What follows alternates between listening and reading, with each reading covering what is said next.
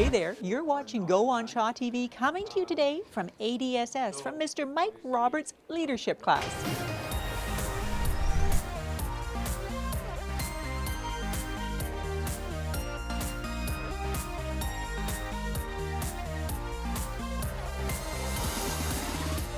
Well, hello again. You are watching Go on Shaw TV at ADSS in the leadership class with Mike Roberts. Mike, Pink Day is coming up. This is always an important time of year for you and your class. It is. It seems like every year we do more and more and more. Bit smaller class this year, but they're busy prepping and planning to visit all the elementary schools. But what makes it maybe a little bit more difficult for me is a lot of these kids are part of the Red Cross anti-bully team, and they present all year long. So they got double tasks of doing something for leadership, but also continuing with their presentations. Yeah, and that is a big deal. That's Beyond the Hurt. Right. We've done a full story on that. We're going to air that a little later in the show, so we'll tell people just exactly how involved these young people get. I want to ask you, though, why is it so important to you that this class that you lead takes such a large role in anti-bullying? Because they need to be advocates of things in so many different ways. So for me to sit here and say that bullying doesn't happen, I'm probably telling a lie. We would wish and hope that it doesn't. So all we can do is continually speak to the younger generation and have them have positive role models like the students that are going in, and ask questions and be reinforced by their actions on the playground, either right or wrong. Yeah.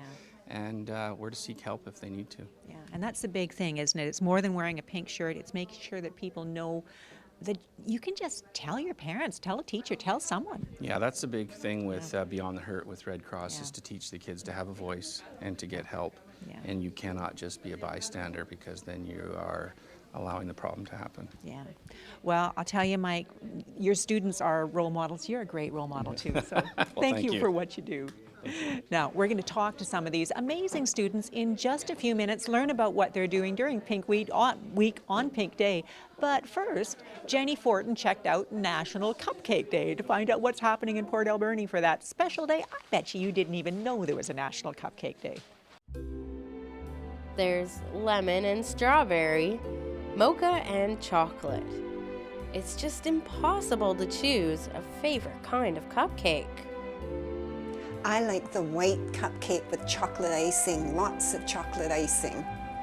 That's my favorite. I look for a bit of chocolate goo in the middle, or caramel. Chocolate is definitely my favorite. I'm not real keen on sweet icing. Well, chocolate seems to be pretty popular. But when it comes to National Cupcake Day, Pat is the cupcake queen. You've got your eggs and your water and your oil and your mix, and after that you've got the fun of icing it. As long as most of the icing goes on the cupcakes and not in my mouth, I will be very pleased.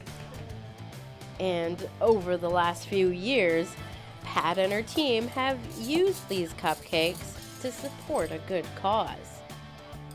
This is one that Pat got us on board with, and she said, who can help? And we just said, yes, please. And we're going to follow her amazing lead. We raised over $700 last year, and this year we hope to meet or beat that amount. This National Cupcake Day campaign supports local shelters, SPCAs, and humane societies across Canada. And locally, the Port Alberni SPCA is tickled pink to be the recipients of this sweet fundraiser. As everyone knows, we do get lots of animals at our shelter that are in need of care. Most times it is emergency, so having all the support with the cupcakes, it really helps. And in pure Alberni style, locals are ready to support such a tasty fundraiser. We have at least 27 dozen already promised to the businesses around the Alberni Valley, and we have realtors lined up to deliver them, and we're just looking forward to a great big promotion and hopefully good donations to the SPCA. But if you're wondering how in the world this cupcake queen manages to make so many beautiful cupcakes and then just gives them away, well, wonder no more. if you're looking at yesterday's bake-off, you'll find there's a little bit of goofs, but we get to eat them, so everything's good. And when it comes to cupcakes, what could possibly be bad? For Go, on Shaw TV, I'm Jenny Fortin.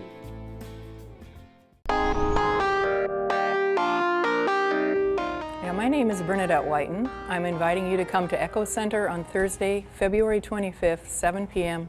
to hear Andrew Nikiforuk talk about the reality of LNG, fracking, earthquakes, and fractured economies. Andrew is an award-winning author and investigative journalist who's written about the oil and gas industry for over 20 years. Right now, fracking and LNG stand poised to change the face and character of our region. In BC, 70 to 90% of all oil and gas wells are fracked. Current plans are to pipe that gas in an incredible journey to Sarita Bay, where the largest LNG mega project on the coast will be carved out of one of the most productive estuaries in our beautiful Barkley Sound. As far as I know, the only public information that's been provided in Port Alberni about LNG has come from the proponent of this project. In order to make informed decisions, we need to widen this conversation. Andrew Nikiforuk is well qualified to help us do that. Please come out on February 25th to this important event.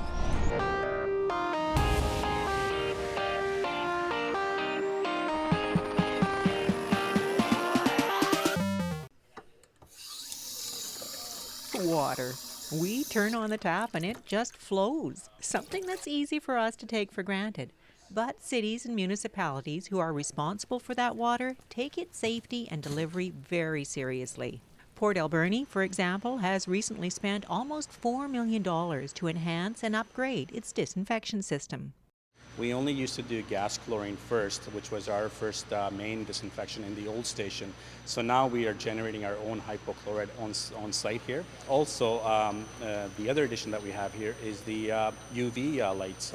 So all the water will be treated through the UV first and then through the hypo system. This secondary water treatment system brings Port Alberni in line with requirements set in place by the Vancouver Island Health Authority. It's called 4321. It's a higher level of treatment required. This was an upgrade to their regulation. It's been in the works since 2009. We have worked hard to develop a program to achieve this goal, and we finally did it. And no small part of achieving it was paying for it, something the city managed without increasing taxes. The work was financed through the Water Revenue Fund. So the water rates that you pay on an annual basis are put into a water revenue fund, separate from general revenue. And it was that money that had accumulated over the years where the city has used to build this facility. The facility is impressive. Today, a crew from the city's fire department is being given a tour, updating their knowledge in case of a call-out. But just as important as introducing emergency personnel to the operation is keeping the staff that operates the plant up to date in their training. It's an ongoing training here. We've had training from the manufacturer of the UV system, also training on the hypochlorite system. And every year the guys have to go through training with the BCWWA to keep their tickets up. So it is ongoing training. Ongoing training, and clearly an ongoing source of pride for the crew. Oh, I love it. It is state-of-the-art. If you look at this building, a lot of the lumber is from the McLean's mill.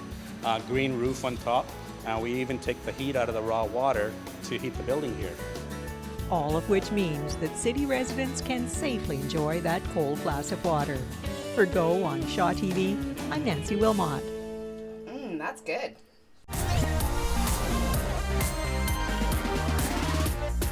You know, I guess it makes perfect sense that it was pouring rain when Jenny and I stopped by the water treatment plant. But the truth is, it's a pretty impressive facility and it was well worth the visit. Now, we are still here at the ADSS leadership class talking about Pink Day, about Pink Week that is coming up, that is happening even as you're watching this. And I'm here with Darian Jean, who's taking part in what's going on. Darian, what are you doing this week? I will be going to McQuina Elementary School on Pink Day to talk to the kids. I've been here in the class making a couple crafts to bring to the school with us. What is this? This is the logo that we came up for Pink Day. It is, kind of hands helping younger. Oh, there's a little hand and a big hand. And a big hand. hand. We're going to put that on top of a big white sheet of paper to see it more clearly. Cool. We're going to bring that poster with hashtag bullying stops here Excellent. and bring it with us. I think that's wonderful. Why are you taking part in this? I mean, I know you come to the class and it's part of it, but why are you in the leadership class, and why do you think it's important to take part in the Pink Day activities? I think it's important because every year whenever I was in elementary school, I think I loved it, seeing all the older kids come and, bring us pencils and pink t-shirts and stuff, and I thought I loved that, and I really wanted to get involved, do some more volunteering to help out more. I think it's a wonderful thing. Do you think it's making a difference? Do you think the message gets out there? I do. I really think it does. I know it got to me whenever I was younger, and I hope I can do that also to help other children get the message. Wow. Well, Darian, you're a fine role model. Good for you. I think it's a great thing. Now, we're going to talk to a couple more students who are taking part in Pink Day and Pink Week, but before we do that, Melissa Martin is going to take us by the hand and lead us directly down Art Avenue.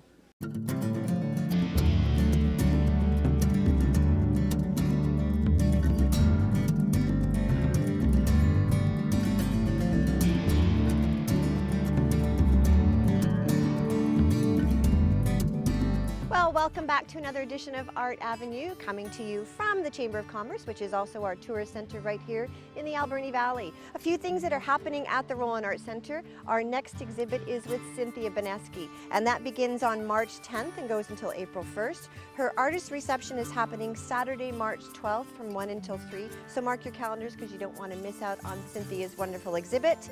And we are also now accepting, which probably everybody knows, gently used books for our annual fundraiser, which happens in May. So drop off all your books and CDs and puzzles and things like that at the Roland Art Center. And also too, we have two call for artists. One is for our Days with the Arts Festival, which is going to have a little bit of a spin this year, and that's going to be with the Solstice Arts Festival. So you're hearing lots of information of that. So if anybody's interested in becoming or taking part in our Days with the Arts during the Solstice Festival, contact me at the Roland Art Center. And then also too, if you are looking to have an exhibit at the Roland Art Center, which is a wonderful exposure for artists, stop in and pick up an application, and that is, the deadline is April 30th to have an exhibit in the gallery starting in the year of the 2017. So I know that's a long way off, but hopefully people will come in and pick up their applications today. And here's what's happening at Shars Landing. On Tuesday, February 23rd is the Fox, and that's with Ryan McMahon, and that's a little bit of folk, roots, rock, and Americana. On Wednesday, February 24th is Musicians Open Mic, and that's for amateur musicians, but professional listeners. On Thursday, February 25th is the Spoken Word Open Mic, and that's going to be hosted by Stephen Novick and featuring Libby Morin. And on Saturday, February 27th is Toronto's Rini, and that is the Western Canadian Tour Folk Pop. So if you're interested in any of those concerts or any information regarding anything that's happening at Shars Landing, contact her today for your advance tickets. And now there's also another special concert happening here in the Alberni Valley, and that is ADSS Music Department presents the Naden Band of the Royal Canadian Navy. I hope I said that right. And that is the Pacific Fleet Dixie, and that's happening on Tuesday, March 1st at 7 p.m. and admission is donation. So certainly mark your calendars for that wonderful concert.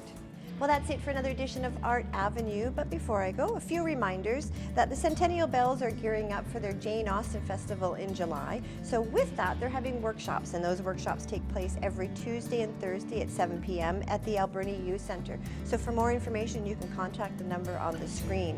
Also, Art Rave, they're having an exhibit that's happening at the Roland Art Center during the Solstice Arts Festival. So their deadline for a call to artists is March 18th, and if you want more information on that, contact the email that's on the screen listed, or you can give them a shout for more information. Another short reminder to you, we're in the Tourist Center up at the Chamber of Commerce, and I just wanted to let everyone know it's a great place to come and find those one-of-a-kind gifts. You should certainly stop in and take a look at all the wonderful items that they have here. So if you are interested in giving me some information that you'd like to share on Art Avenue, please contact me at the Roland Art Center, and I'd be happy to put it on for Art Avenue. So until next time, I'm Melissa Martin for Art Avenue.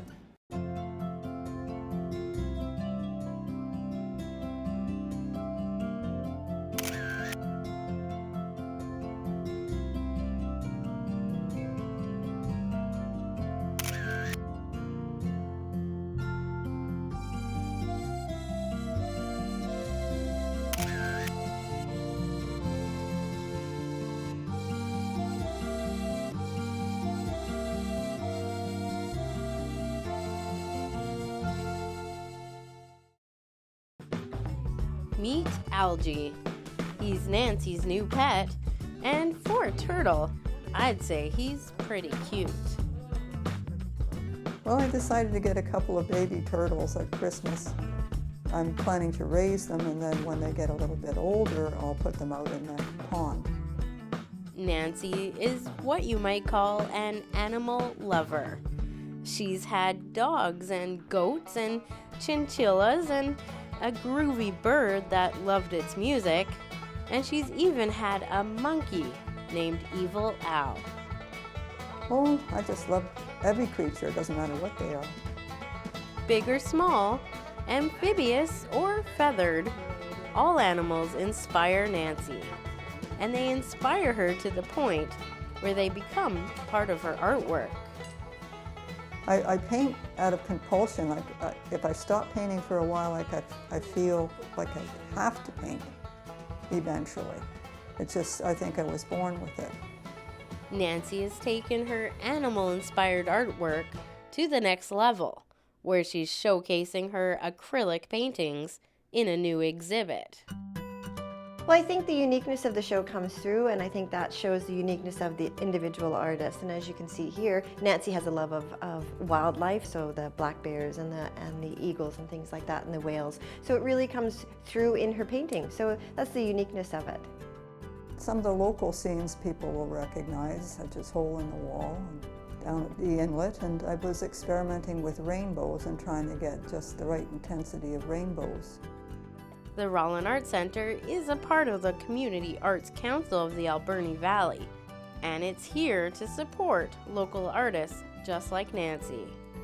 The Community Arts Council is here to help support that and help nurture that and help grow the arts in our community. And it's lovely to see the different types and the different levels of artists that do come forward and not afraid to show in our exhibits here at the Rollin Art Center.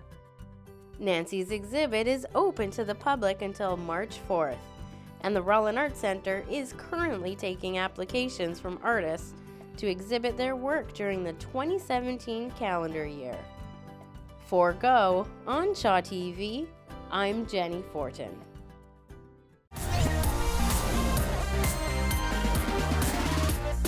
Wow, Nancy Wilson's paintings look amazing. They're so inviting. And you know, the Rollin Art Center is always a great place to get out of the rain. So I think I'm going to pop over there while the exhibit is up. Now, we're going to take a bit of a break, so please stay with us.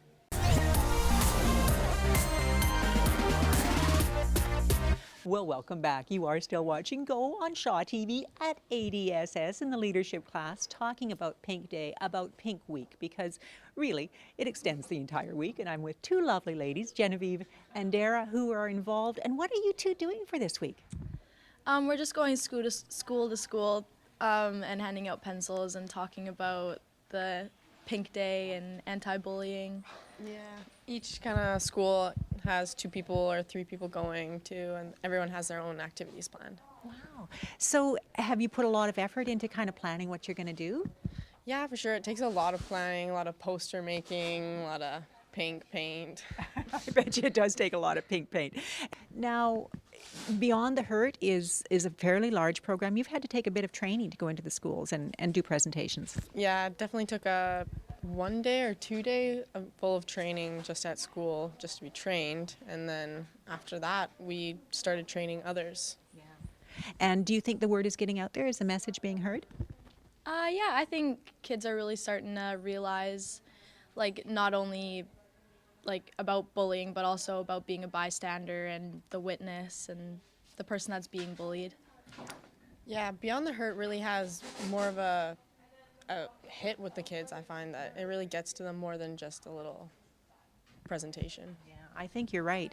And in fact, you know, last year, at this same time last year, we went out with our camera to a classroom and did a wonderful story on Beyond the Hurt, because we've been talking about, but really we need to show you what this program is all about. This is our shirt to wear for Pink Day.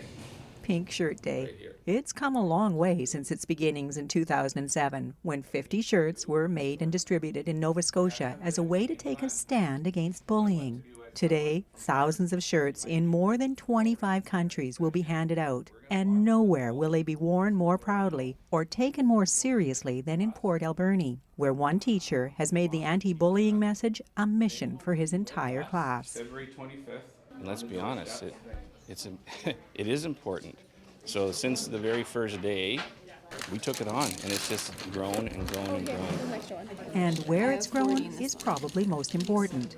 Because this class is about leadership, Mr. Roberts has provided training to particularly passionate students, allowing them to go out into middle and elementary schools to reach younger students with the anti-bullying message. And we're going to help you guys better understand a little bit of things about bullying. And I think that we, as the older kids, go to the middle schools, the elementary schools, and I think they take in what we have to say more than just the teachers and the counselors. I think because maybe we're closer in age with them, or I don't know, maybe we're less intimidating. We'll go over here and then I'll come back to this side, yeah?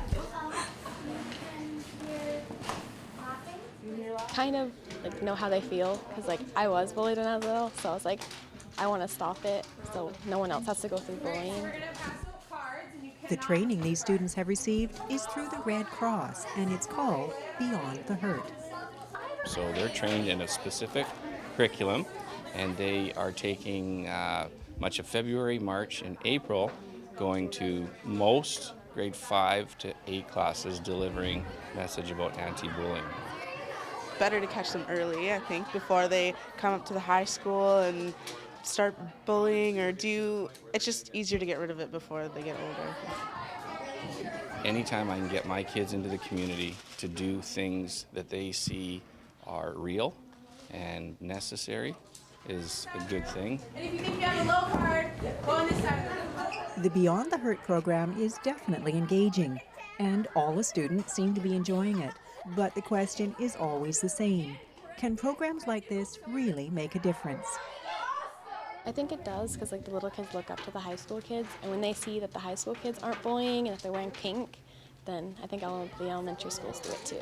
Of course it does. I mean, when students get picked up that day from mom or dad and ask what happened, and they start talking about, we had kids from the big school talking about anti-bullying, it makes a difference. Is it perfect out there? Nope, but we're working on it. Beyond the Hurt was created to help groups like this class stop and prevent bullying. For more information, visit the Canadian Red Cross website and search Beyond the Hurt. In Port Alberni, I'm Nancy Wilmot.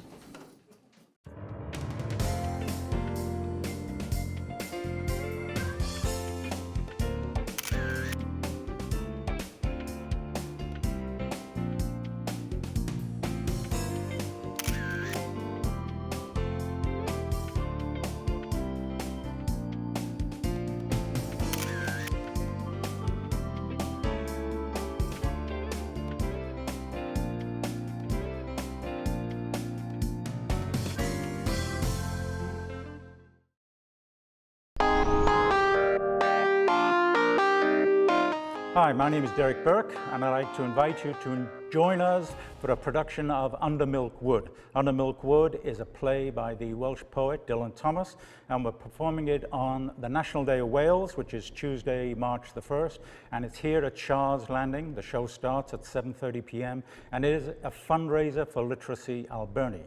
We have a cast of about 13 actors who will be reading the parts, and we will make you cry and we will make you laugh, and it's a wonderful play. In fact, I've been carrying this play around with me since about 1965, and I finally decided it's time we should do it.